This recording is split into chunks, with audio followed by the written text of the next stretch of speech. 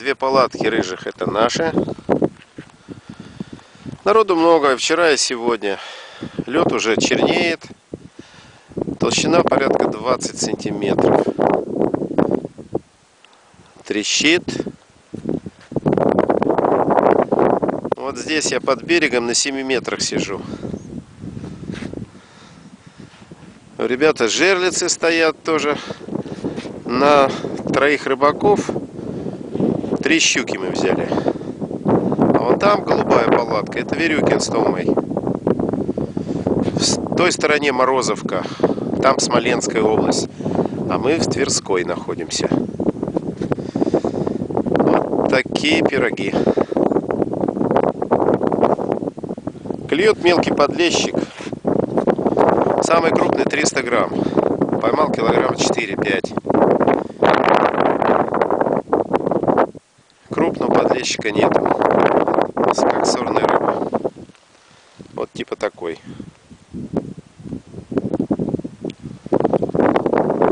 Ну все. Ловим. Еще часа 2-3 и уезжаем.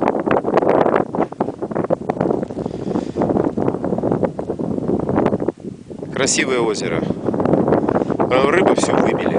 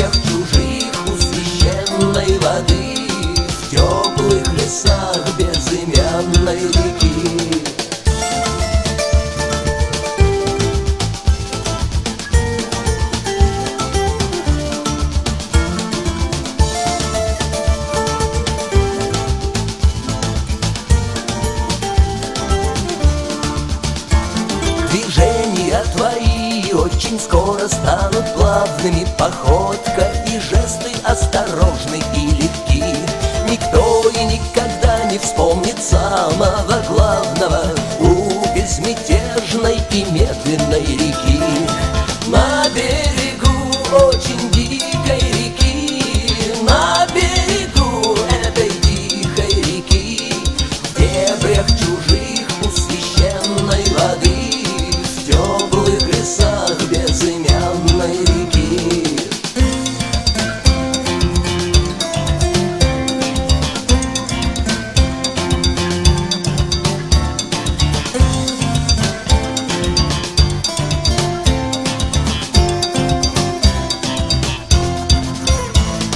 Если когда-нибудь случится беда, найди верный камень там, где скалы у реки.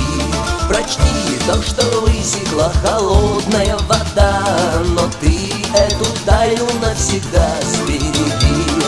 На берегу очень дикой реки, на берегу этой тихой реки, в дебрях чужих у священной воды, в теплых лесах безымянной реки.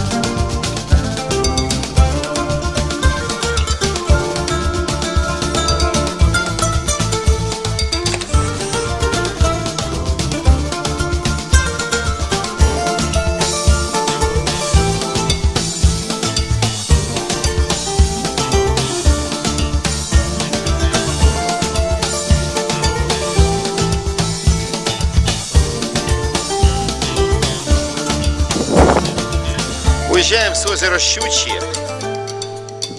Красивейший ландшафтный снимок сделали. Некогда богатое озеро по щукам и лещам, даже судакам, сегодня отсутствует данная выше названная рыба. Там ее не стало, остались одни лопыри в полладони. А вот эта дорога в Тверскую область. А это Паша, который почти переловил меня. Да, Паш? Слушай, вот кто скажет, что сегодня 10 марта? Погода примерно натягивает на 10 на 15 апреля. Ровно на месяц. Озеро Щучье. Едем домой.